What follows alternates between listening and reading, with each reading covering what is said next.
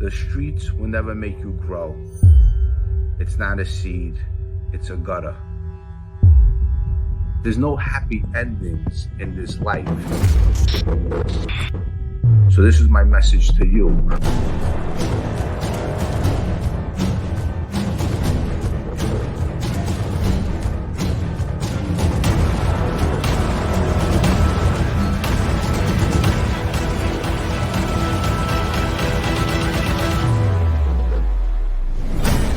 The streets will never love you back.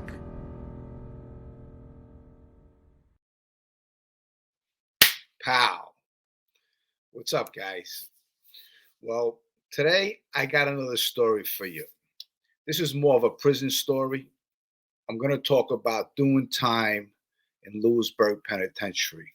Now, back in the day when I was a kid, my first bid, I went away, I was 19 years old.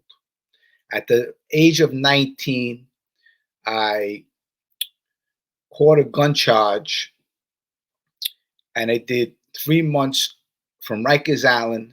Then from there, you went to Bear Hill. Now, if anybody knows anything about doing time in the state, you know you always go downstate first before you go upstate. That was a quick bid, 90 days. It was a nice bid. You got to know prison, and it was a fun time because I was a kid. And, when you're a kid, you're young, dumb, full of cum.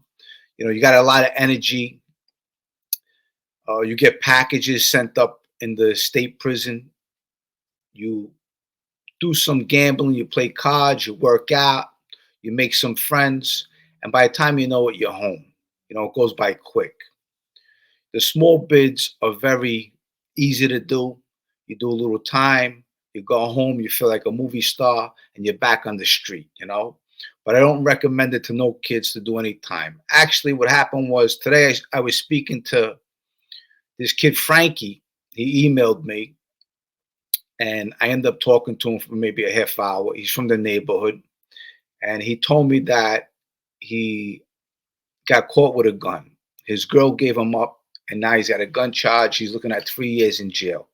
So he wanted some advice on how to do prison time. And I told him, I said, you know what? I said, do prison time. You go in, you mind your business, stay to yourself. The less friends you make, the better off you are. Stay quiet, do a little recreation, take some programs as far as education. If you could get your GED, get your GED. If you could teach a program, teach a program. If you know something like plumbing, electrician, you speak to one of the counselors and they'll make you teach a class. So, you could play some cards, but don't gamble. Stay away from homos and, mind your business. Do a lot of cooking. If you're doing state time, you get packages, 35-pound packages. You could get sneakers sent up, certain colors and stuff like that. Now, this is basically an education video. All the kids out there, I hope you're doing the right thing. Make your parents proud. Now, listen, I'm 52 years old. I don't recommend any young kid going to the streets. I know sometimes you fall to the streets. I think back in my day, it was more easier to fall to the streets. I'm not sure much about what's going on in the streets today. I know a lot of nonsense is going out there. But back in the day, the wise guys had more class and you looked up to them more. I think the wise guys today are more full of shit. It's not what it used to be. That's for sure, 100%. And I have a photo up here of John Polio and his nephew. Now, yesterday, John Polio was murdered 34 years. 34 years yesterday, John Polio was murdered. He was murdered at the age of 19 years old. So I want to shine light to that. Now, when John Polio was murdered, we were just young kids coming up. I was 18 years old at the time. And we were just learning about the street and our neighborhood. We knew about the neighborhood. We knew about the wise guys. We knew about the guys in the neighborhood that, who was committing murders. And we wanted to be like them. But when John Polio was murdered, this really triggered me and my friends because we said to ourselves, you know what? We want to be murdered too. And that's when we started carrying guns. Andrew Reynolds told us, Jimmy, and all friends, Georgie, Paulie, everybody, don't get into nobody's car, and don't trust anybody. And this is a time when me and Paulie G really got close. That was 1988. We really got close back then, you know. But John Polio was a good kid. When John Polio came to the neighborhood, he taught us about graffiti. He taught us about all kinds of pot, the good pot, the bad pot, and he taught us a lot. But John Polio, he really didn't know about our side of the neighborhood. He was originally from near the Marlboro Projects, West 12th, around there. And he didn't know about the mafia, how it was so installed on Bath Avenue, you know. And, you know, he made some bad blood with some people. They didn't like him. I think Frankie Americanda was one of them. And Georgie Conti copped out to his murder. We found that out later. But at the age of 19, his life was taken, okay? And his whole family's life was destroyed. He had 3 sisters. One of his sisters married my uncle, my mother's brother, so he would have been related to me. And it's just a sad story because I look back and this is when all our problems really started, when John Polio was murdered. Because at that time, we all said to ourselves, we're not going to take no one's bullshit. And that's when we formed the Bath Avenue crew and we got our numbers. And Paulie G became the leader of our crew. At this time, little Georgie went down to drugs. You know, growing up back in the day, little Georgie was the leader. And then Paulie G took over. And I saw in Paulie G that Paulie G was a leader because he was from Bay 23rd. I was from Bay 16th. And when John Polio was murdered, we became very tight, became very friendly. He got a memory piece of John Polio. When little Georgie Adamo was murdered, I got a memory piece of little Georgie Adamo. So, you know, a lot of people saw that in the neighborhood. They didn't like that, you know, because they knew that we loved John Polio. But I want to give a memory to John Polio, his life. You know, he didn't die for nothing. You know, they killed him for nothing. Seriously, they could have maybe broke his hands or something if he did something wrong. But they wanted to kill him because that's how the neighborhood is. They want to make an example out of kids and put a notch underneath their belt. Now that I'm a man, you know, these people, I have no respect for none of them. And I don't care for any of them. I really don't. And I could say that and I stand on that. You know, when you're growing up, you make a lot of bad decisions in life. And hopefully, as you get older, you can fix them and you can live them down. There's a lot of things I did in my life as far as crimes that I could probably never live down. But I'm proud of the man I am today. And the people in my corner, they're proud of me also. So, and if there's anyone out there I can help with advice and be there for them, that's what I'm here for. But also, I want to say, when I put a video up, there ain't no videos coming down. I just want people to understand that, you know, because, you know, people reach out to me and they say, you know, could you take down this video? There ain't no videos coming down. I'm my own man. I don't have no bosses. I'm not in that life. I actually network with some good people. I have law enforcement friends that, you know what, I'm very happy that they're my friends and I changed my life around. Okay, so I want people to understand that. Okay, I'm not looking for no handouts. I don't want nothing for nothing. Okay, I gave my life to God and I'm a true believer in Jesus Christ. But the thing is, there's something inside me that I don't take no shit from nobody. I just want people to understand that. I'm a nice guy. I act accordingly. You're a gentleman to me. I'm a gentleman to you. You know what? You want to be a beast? I could be a beast too. Just to put that out there, okay? Now, with that said, I got a good show over here we're going to do today. Now, I want to talk about prison. You know, I did almost close to 14 years of my life in prison. My first bid, I did close to 6. When I cooperate with the government, after a couple months, I got picked up on this indictment with Sparrow, Joe Benanti, the Bath Avenue crew. A couple months, I flipped. Now, I didn't know who I was until maybe the age of 29 years old. My back was against the wall. I was looking at life in prison, 50 years on a plea deal. And I said, you know what? I don't want to waste my life.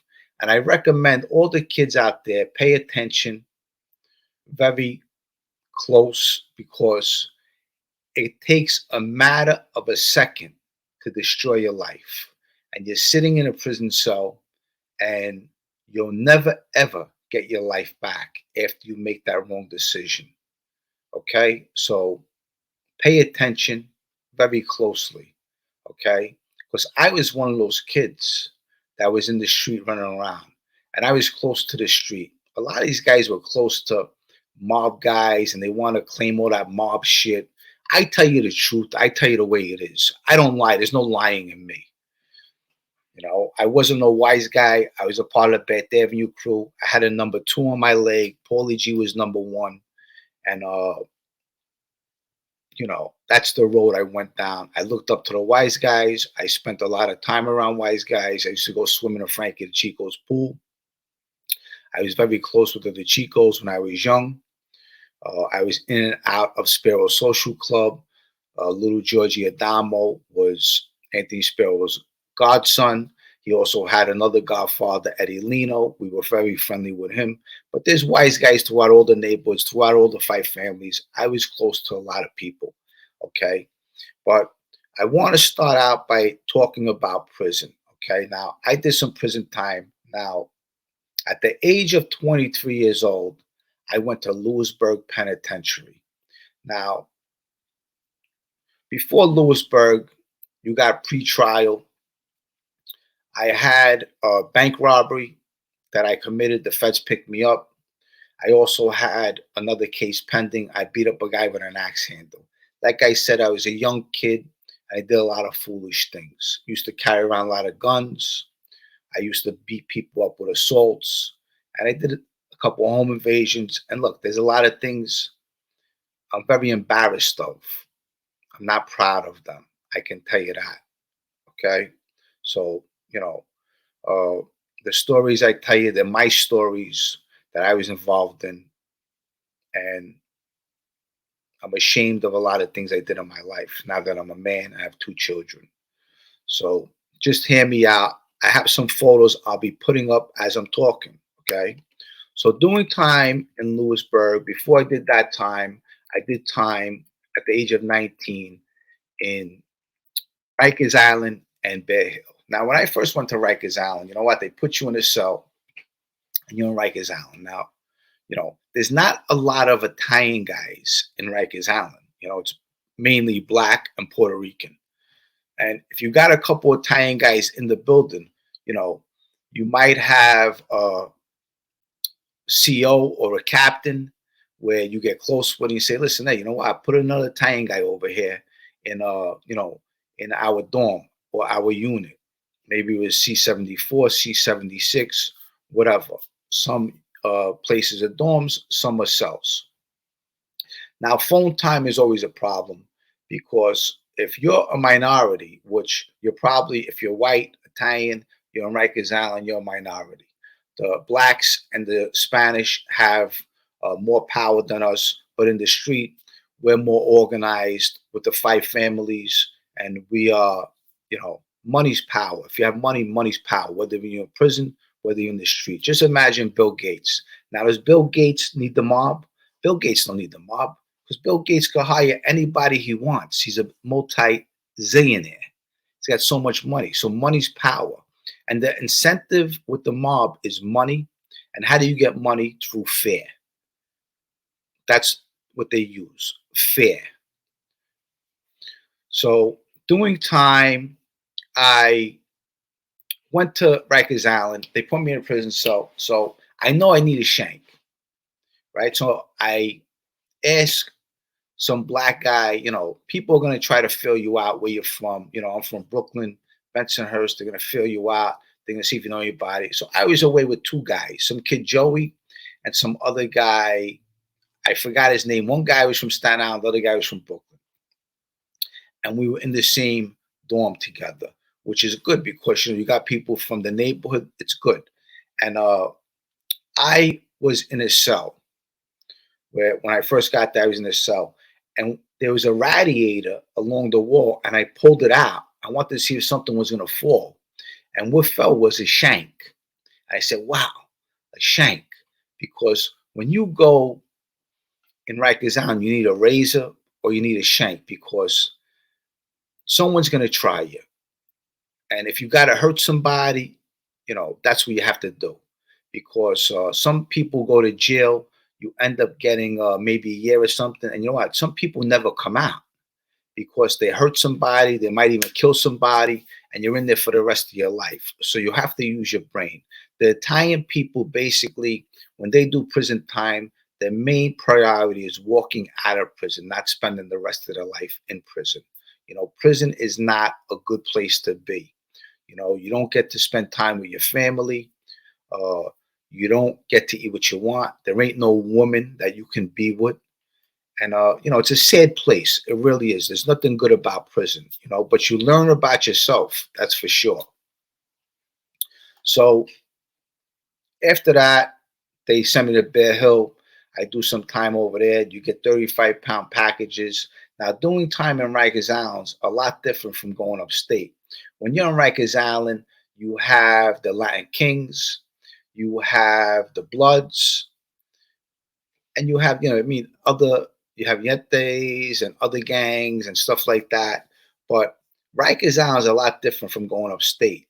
Now, if you have a beef with somebody in Rikers Island and they're in the wrong, eventually when they go upstate, they're going to pay for it because going upstate is a lot different than being in Rikers Island. When you go upstate, that's the real deal. Now you go to the courts, and if you did anything in Rikers Island that wasn't right, it's going to catch up to you when you get upstate. Believe me. Okay, that's 100%. And anybody who does prison time will tell you the same thing. Okay, so I'm going to jump to my Fed bid. I finished doing that time. I went to Bear Hill anyway. You get the packages, you get your sneakers sent up, you get your own food. And I got with a couple Spanish guys, and they were making me rice dishes. And I love the bottom of the rice dishes. I think it's called cacao. I think it's called. But anyway, and then you get some beans, a little meat, you throw on top of the rice. But I had a good Spanish crew when I was away, and we ate very good. So moving forward, I'm going to go to my federal bid. Now, doing federal time and state time is a little different. When you do state time, the showers are open wide. You're in there with a whole bunch of other guys taking showers, and it's wide open. Everyone's Johnson's hanging out and shit like that. But now when you go to federal prison, it's different because you have dividers. Okay, it's not, it's single showers. It's different. Okay, now I caught a bank robbery. From there, I went to MDC, Manhattan. From Manhattan, you go to Oldsville, pretrial back and forth, and you get to meet a lot of guys from the neighborhood and stuff like that. And I was with a lot of guys, which was good. Mike DeSantis was there, a lot of Lucchese guys, a lot of Colombo guys, and a lot of Gambino guys was there. And, you get to know these guys, some of them, from the street, and they take a liking to you. And, you hang out with them, and they teach you along the way. Some of them send you money to your commissary and stuff like that, which I didn't need at that time. I committed a lot of bank robberies, had a couple of dollars saved. Not a lot, but a couple. And also when you're away, your family misses you. You want to help your family too. So all the money you got saved, they're spending it and they're also sending it to you. So there's never enough money when you're in prison. I can tell you that, because if you could help somebody, that's what it's all about, helping somebody. So from there, I get sentenced to Lewisburg Penitentiary. Okay, I go back to Oldsville. Now I'm waiting to get transferred. I don't know where I'm going. So I walk into the counselor's office, and there was some black woman. She was a sweetheart. I said, "Mrs. So-and-so, could you tell me where my destination is?" And she punches in. She said, "Okay, Calandra, I'm going to tell you. but don't tell anybody because you ain't supposed to know. And you're gonna have some of these supervisors, counselors that are very nice, and you're gonna have some ones that are assholes. But she told me, and she punched my numbers in the computer, and she said, Calandra, she said, you're going to Lewisburg Penitentiary. And then she goes like this to me. She goes, what did you do? So I didn't know anything about Lewisburg. I said, why? I said, what's Lewisburg? You're going to a maximum security, So anyway, I get transferred to Lewisburg Penitentiary. Now I'm with Mike DeSantis. I'm with a couple other people I know.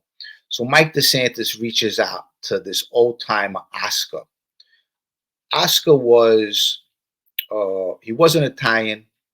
He was a Caesarean or something like that. But he was a serious fella.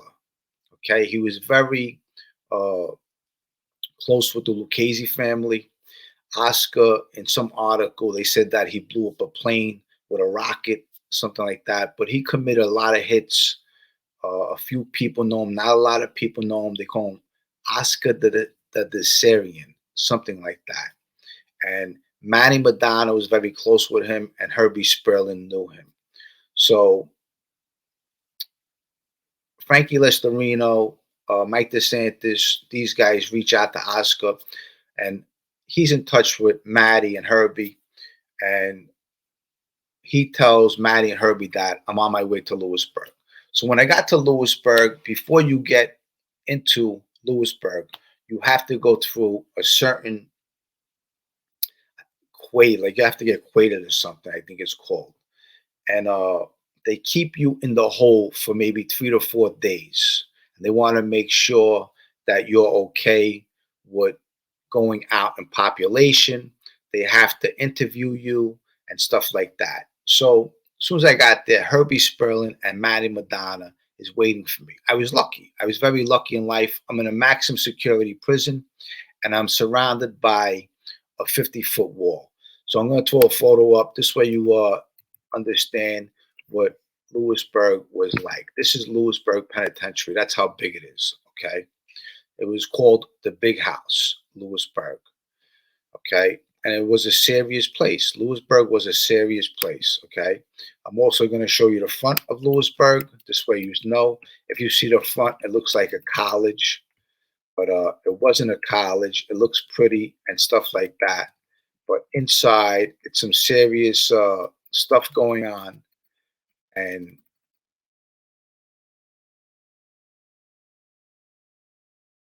but I downloaded it, but I didn't, I guess. But anyway, this is Lewisburg Penitentiary. This way you guys know. Okay. In the front, if you see the front right there, it looks like a college. Then when you go in, then you get into reality. You realize, you know what? This is a serious place. Now, in Lewisburg Penitentiary, you have the red top. There's a red top, and anyone who is in Lewisburg, they know what I'm talking about. That's where everyone gets shanked, on the red top. Now, today, there's probably so many cameras. Back then, when I went in 93, there wasn't no cameras. You might have had one here and there, but you also have the towers where you have the SEALs with the rifles. And if something goes wrong, they'll fucking shoot you. They have no problem shooting you, believe me. And the SEALs ain't no joke over there. They play hardball. If there's a problem, they come in, they're fucking hurting you, they're zapping you. They don't play, that's for sure. And I saw a lot of guys that walked through Lewisburg where other guys just walked up to them, shanked them, hit them, every fucking thing, okay? Got killed. For example, in Lewisburg Penitentiary, there was this kid that came in. He was doing a 5-year bid. He was a white boy. I'm not sure where he was from. He could have been from Oklahoma. I'm not sure. But he wanted to hang out with the white boys, and he started doing some drugs, dope. Now, there's 3 rules in prison you stay away from. You stay away from drugs, you stay away from homos, and you stay away from gambling. This way you don't get no debts in gambling, no debts in drugs, and you stay away from the fucking homos, okay? Because you want to make a good name for yourself, and you want to keep your company good. You want to be around good people, and you stay by yourself. When you stay by yourself, it's good, but you'll make one or two friends that you have something in common with. If you're a bank robber, you talk about robbing banks. I'm saying what you're here for, stuff like that. People want to see your paperwork as soon as you get there because they want to make sure that you're good. And that's a true story. Everyone wants to show their paperwork because they want to make sure you didn't tell. I'm saying so. But Lewisburg was fun. I did a lot of time in Lewisburg. So I'll give you a quick photo. This is Nick the Greek. This is Lewisburg Penitentiary. Okay, this is how old I was. I was 23, going on 24. This photo I might have been 24. That's Nick the Greek. He was also a bank robber. He was very famous for robbing banks. He was located somewhere in Long Island. But anyway, he ended up doing like 20 years.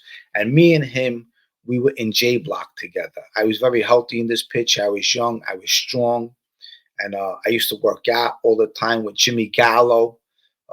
He was a Brooklyn guy. He was a wise guy with the Cavalcanti family. He was very close with Gas Pipe.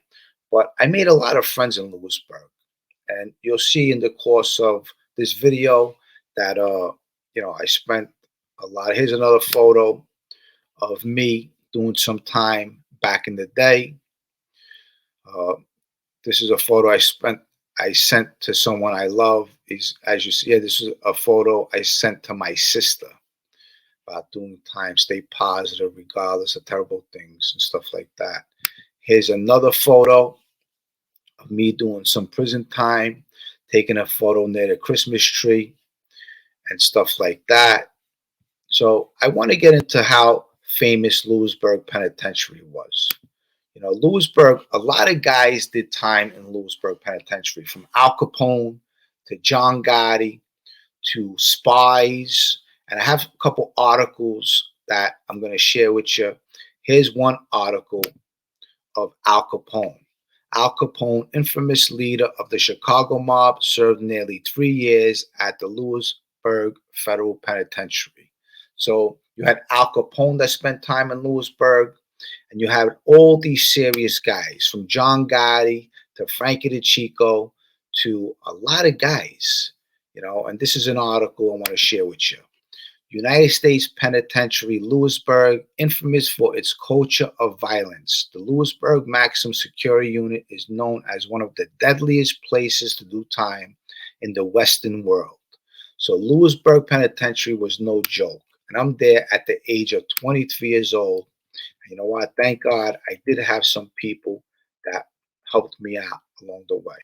Now, here's a photo of me and Madonna in Lewisburg Penitentiary. Now, when I first got to Lewisburg Penitentiary, Madonna sat me down and he said, Jimmy, he said, while you're here, you're going to use this place to your advantage. Okay? Do you have your GED? I said, no. I quit school in 9th grade. He said, okay, you're going to get your GED.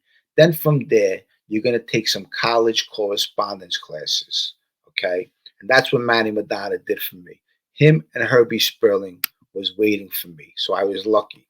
And Madonna, he would sit down with me in the law library. We would go over some law. And he would help me get my GED, which I succeeded. And I did get my GED. And at that time, when I was doing prison time, we were allowed to take college correspondence classes. They would give them to us for free. And we did. And then after a couple years, they stopped doing it. So this is another photo of me, Madonna, and Herby Sperling. The kid in the back, I forgot his name. But these guys, Herby Sperling was the mayor of Lewisburg. At this time, Madonna was not straightened out. Nicky Barnes gave him up. These guys were very big with the Babanya. They were real tough guys. And Madonna is actually still in prison till this day. He got pinched again for something. But these guys were serious guys back in the day. I had the opportunity of being in their company. They showed me the ropes of doing time. And I was very fortunate to have them because they taught me a lot. Believe it or not, they taught me a lot. And I got very close with Madonna. And when Madonna went home. He ended up getting straightened out with the Lucchese family, and I would write him letters back and forth. I have a lot of letters that are stashed away, and he went with me to go see Anthony Sparrow and Joe Benanti, and Anthony Sparrow and Joe Benanti released me. When I was away, they killed my best friend Paulie Galino, and Matty Madonna went from a wise guy to a captain, and then eventually to an acting boss. So Matty Madonna was very big in the Lucchese crime family, and he helped me get away from my friends and put me on record with the Lucchese's, going to see Sparrow, Joe Benanti, and I left the Bananos because I was on record with them. Which once they killed Paulie G, I didn't want anything to do with them anymore. So this is a memory of John Polio. I do want a quick photo of Paulie G and Georgie in prison. Okay, Paulie G was murdered. Little Georgie Adamo was murdered. I just want to give you an idea of the life that I lived. You know, that my friends were all murdered. John Polio, Little Georgie, Paulie Galino, a few other, some of my friends also, okay? I'm giving you an idea. Now, this is also another photo in Lewisburg Penitentiary. You've seen this photo before. The guy in the back with the mustache is Joe Lika. Joe Lika was an Albanian guy out of Brooklyn. And you got a couple wise guys in there, you know. I'm at the end. I have my arm around Michael Perna. Michael Perna was a Jersey wise guy. And the other kid next to me, some kid Richie. But you got some other wise guys in there that, you know, I'm sure you know who they are. Okay. And this is another photo of me going to visit little Georgie Adamo and Elmira, my friend Sammy. That's me and my brother John. So I'm just giving you an idea of the life that I lived growing up, visiting my friends in jail, going to jail, committing crimes, looking up to these wise guys, and you know, destroying my fucking life. Seriously. But let me just give you a quick photo of me and my ex-girlfriend from back in the day. Now, this is a photo in Lewisburg. She used to come up with Richie Brady's wife. Richie Brady was caught up in the Colombo War. I think he's now a minister out of Staten Island. But that's a photo back in the day in Lewisburg. Back in the day in Lewisburg, when you went on a visit, you wore the blue jumpsuits. The blue jumpsuits, they were pretty. Now they're probably orange jumpsuits. But I caught the last of the good days in Lewisburg. And that was my ex-girlfriend, Lori. She was with me for almost 20 years of my lifetime. And she did a bid with me. And today, she has a family. She has her 3 kids. And she's happily married. God bless her. I'm very happy for her. But I throw up these photos because they're stories of my life, you know. And they're stories where, in a way, they're hurtful stories. Because deep inside, you know, I had to say goodbye to people that I once loved at one time. So, you know, I just want to give you an idea of, you know, the things I've been through in my life. And I paid a deep price in my life for committing the crimes I did and the things I did. But I made the best decision in my life was to come forward and, you know what, forget about that life. But I got a lot more photos here I'm going to share with you, okay? I have a couple articles too.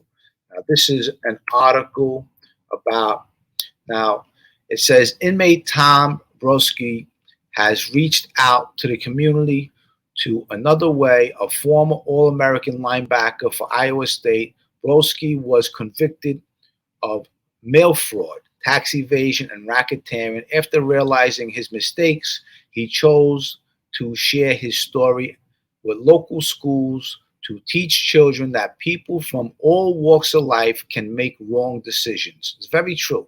People from all walks of life can make wrong decisions, okay?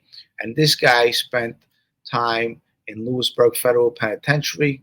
He organized 4-man teams of inmates for varying backgrounds to visit local schools.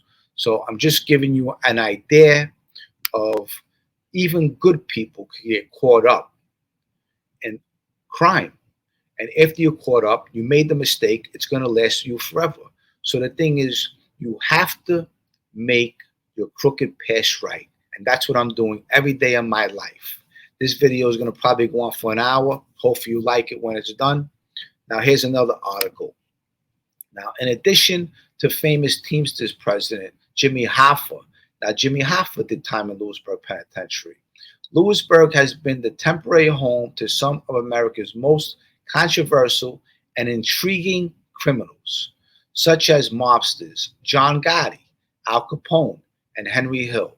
In fact, the Lewisburg Penitentiary has been known to house so many organized crime inmates that a certain area of the prison has been dubbed Mafia's Row.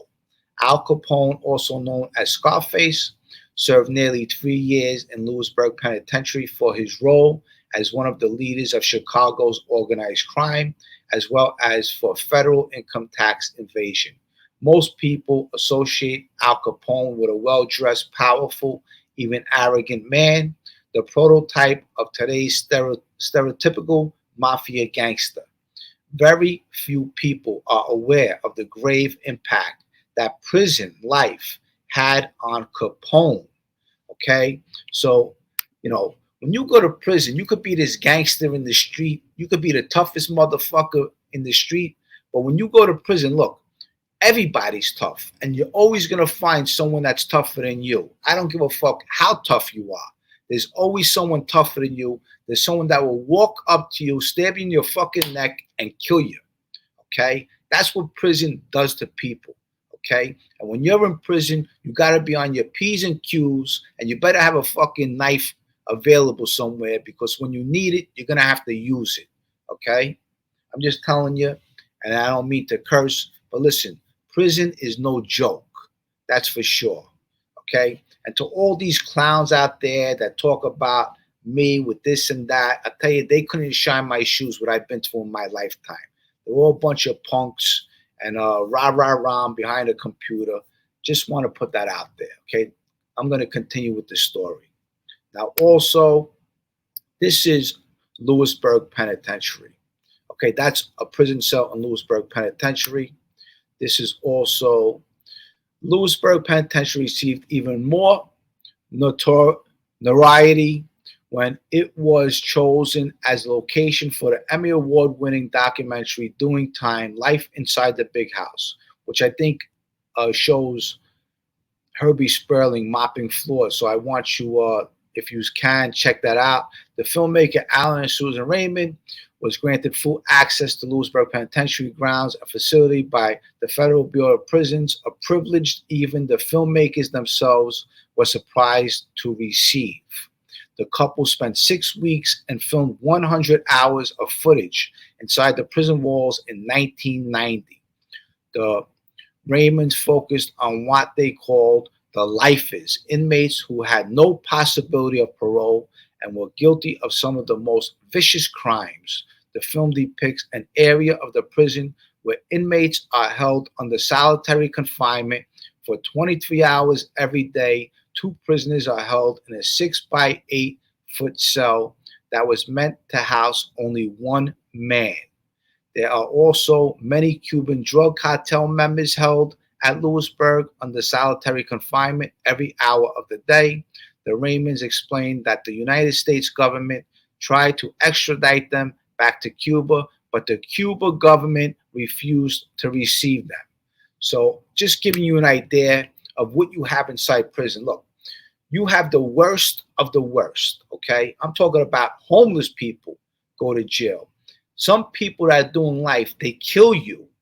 They'll walk up to you, they'll stab you in the fucking heart just to make a court date, just to get out of prison and go to court, okay? Now, getting back to Lewisburg, what I also want to show is a couple other things. Now, me doing time in Lewisburg, here's another photo. That's Joe Gambino.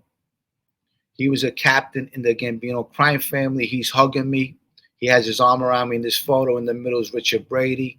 You have a few other guys in this photo. And, look, when you're doing time, the best thing to do is program, okay? Get a job, whether it's in the kitchen. If you work in the kitchen, it's a good thing because now you make your own food. You have access to food. whether you could get hard-boiled eggs, you get some kind of protein, you can make your own food, and the kitchen is the best route to go if you're doing time.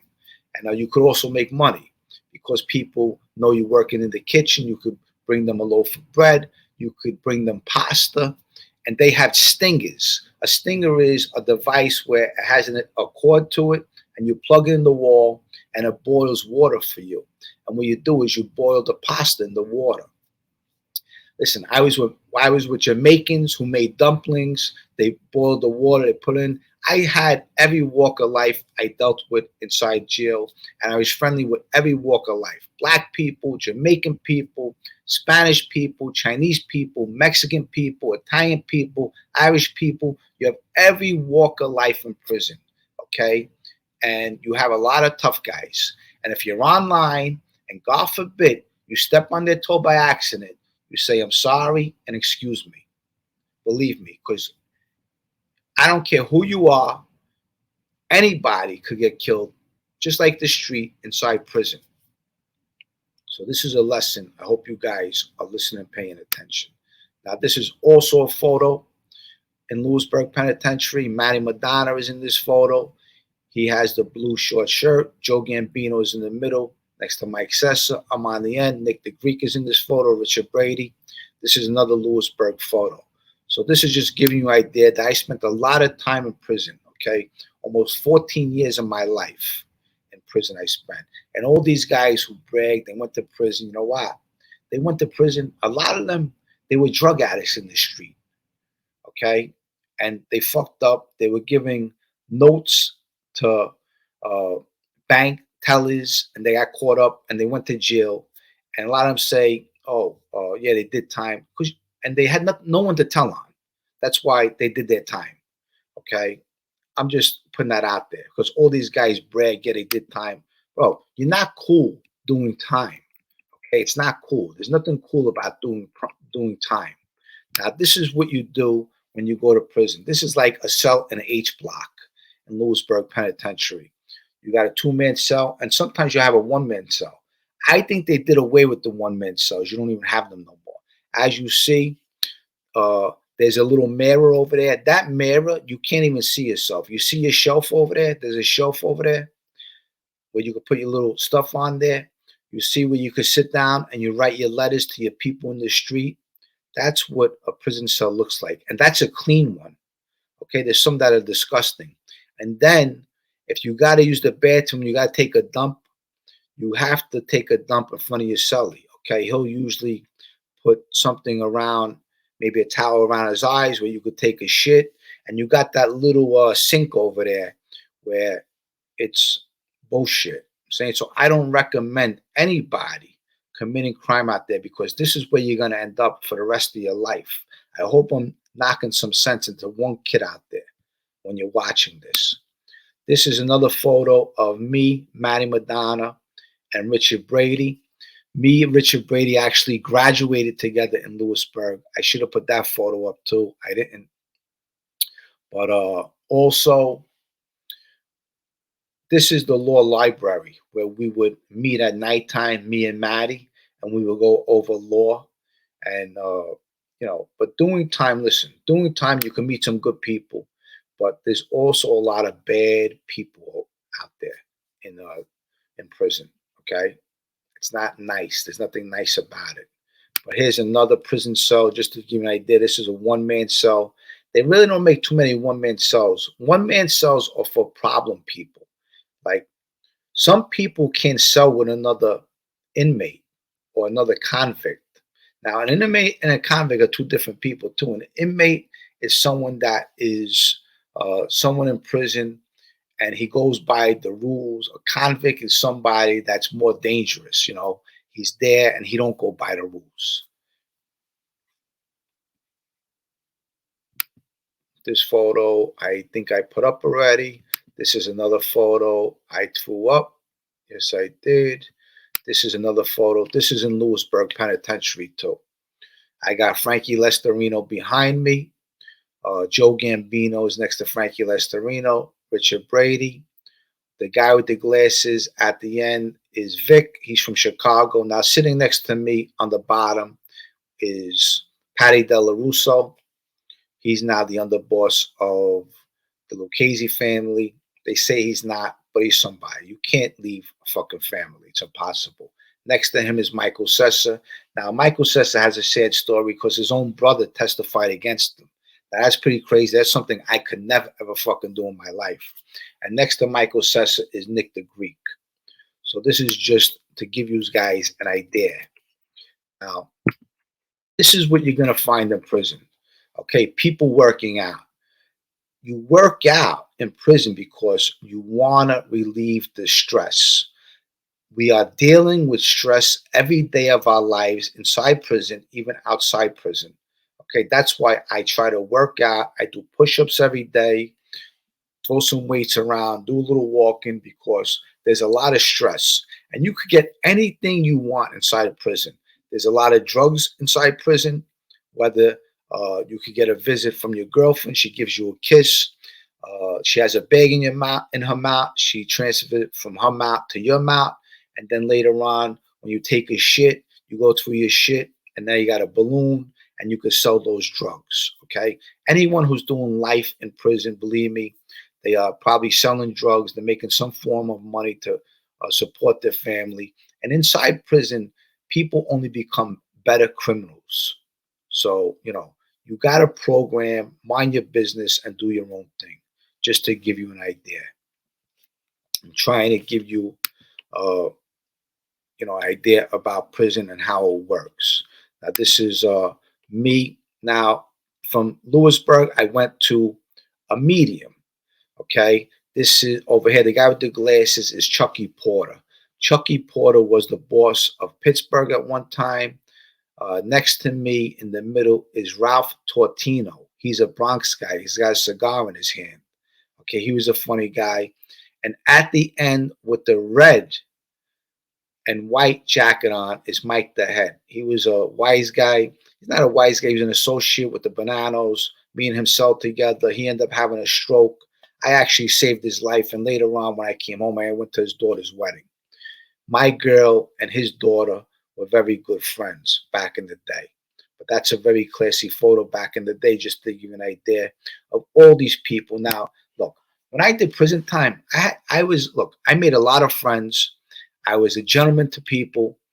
I was no slouch. Believe me, people knew I was not one to reckon with. I was a young kid. I was strong. I was healthy. I was respectable to everybody. If I had a problem, I took care of it. That's how it was, I didn't cooperate because I was scared of prison. I cooperated because I didn't want to spend the rest of my life inside prison. I don't want to waste my life inside prison.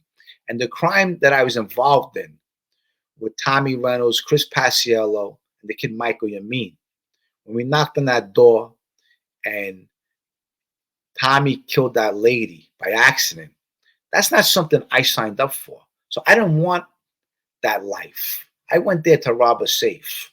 And then once I'm away, my friends kill my best friend, Paulie G. So everyone has their own story. I'm not justifying why I cooperated. It's the best thing I did in my life. Where I am today, I'm a very successful guy, okay? I have a job as a Teamster. I got this little YouTube channel. Hopefully it grows. I have God in my life. I help other people if I can. And this is where I am. And I'm happy where I'm at. So to all you jealous people out there that are jealous of me, keep on watching, because wait until you see what's next to come. I'm only going to rise up and get better and better. That's it. And with God in my life, there is nothing stopping me, just to let you know. So let me see what else we got over here. So we got that photo also, and this photo. Okay. That's with Herby and Matty. Now I want to get back to Herby and Matty and, doing time with them. Herby used to take action in Lewisburg Penitentiary. When he used to take action, he used to give me a bag of old cigarettes and a book of stamps, okay? And he would give me a piece of paper where I have to deliver them. Some of them had to go to A block, some had to go to J block, some had to go to B block. And I would deliver these cartons of cigarettes and books of stamps to certain people. And at the end of the week, you had to pay them or they had to pay you. But Herby Sperling, let me tell you something. He's a legend in the prison system. He's dead now. But back in his day, at that time, he was maybe in his 50s when I spent time with him. And he had a lot of respect. He used to slap me with a thing of napkins. He used to slap me. Bang. Okay? And you say, "Here, Jimmy, here's a stack of napkins. Go put them on the front 2 rows of the movie theater." And that's what I used to do. And everyone knew, the Mexicans, the blacks, every nationality knew that those were our 2 front row seats. Not sure if they still have those seats, if they were still holding them down. But back in the day, Lewisburg had a movie theater. You go see the movies on Fridays, Saturdays, and Sundays. And it was a great time. It really was. It was a fun time. I hope you guys enjoyed this video. Now, also, you know, in prison, eating is a big thing. You have certain people that are in your company and you eat with them. You become very friendly with them. Lewisburg, every block has 3 tiers. You have 1 tier, 2 tiers, and 3 tiers. But I'll tell you, spending time when I was a kid, I'm glad it's behind me. But I also seen all these old timers in jail getting old and never ever coming home. There's one guy I spent time with. He was in J Block with me. His name was Louis Red Gatto. He was a Genovese guy. And I would go with him to the commissary and I would carry his bag for him because he was really an old timer and very well respected. He got a life bid. He had a son-in-law too. I forgot his name. But look, there was a lot of guys inside there. A lot of Philly guys at the time with too. And listen, in jail, you give respect and you get respect. Okay? And whatever you are, it's going to come out. So if you're a tough guy, you're going to be respected. If you're a coward, then they're going to know you're a coward. But listen, I got a lot of lessons in prison. I spent a lot of time with a lot of guys that are never coming home, and a lot of guys did come home. But looking back on my life, I'm happy where I'm at today. It was an experience of a lifetime that I don't wish on anybody, but a lot of times, you do meet good people and they give you lessons in life. Another guy I spent time with was from Ohio. His name was Joe Gallo. He was the boss of the Cleveland mob. And, listen, one thing about federal prison, you get people from all over the country. In state prison, for example, New York, you get only New York. Now, the thing is, too, if you're in D.C. and if you robbed a pack of bubble gum, you're going to federal prison. In D.C., everything is federal. So that's another sick thing. So you got the D.C. guys that go to federal prison. They're like, really, those people you have to stay away from because they're grimy, those people, unless they're about something, But you got to be careful. A lot of people rob lockers in prison, like the grimy motherfuckers. And prison, look, is not a nice place. So to all you youngins out there, do the right thing. Don't go to jail. I'm telling you. If you have children, stay out, get a job. Okay? If I could help you with anything, reach out to me. I'd love to help kids go in the right direction. And this is where I at in my life right now. Okay? I don't glorify these people. I tell my stories. I interview other people. But my life is going in the right direction. All that other shit is behind me. Okay? So with that said, I hope you guys enjoyed this video. As you see the ticker, check it out. I'm saying I got my old merch. I don't have much of it left. It's all going to be gone. I got new stuff coming in. I'm building a website. The website should be up within the next 3 weeks, a month. I'm working on it. You can have one-on-one phone calls with me. You could buy merch. I'm going to have some new hats, shirts, new stuff coming out. And, hopefully a lot of good things are ahead. I want to build my channel.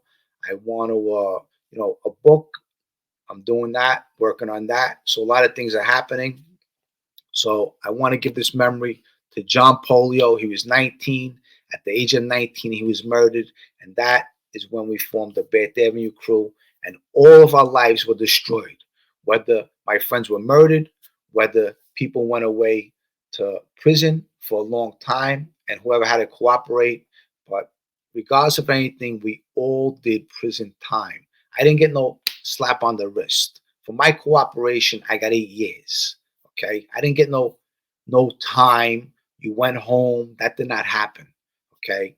So I did time in solitary confinement. I did time in prisons. I did a lot of time. And in the course of doing time, you lose people too you can't be there for. So think before you do. I hope you enjoyed this video. This is a message to be heard. With that said, to all you people out there, have a great day. I love you guys. Thank you all for the support. You guys are the best. To the Calandra family, to all my followers, I'm always here for you. And with that said, have a great day. Stay strong and keep God in your life. With God, you can do anything and nothing can touch you. Love you guys. Bye. The streets will never make you grow. It's not a seed, it's a gutter. There's no happy endings in this life. So this is my message to you.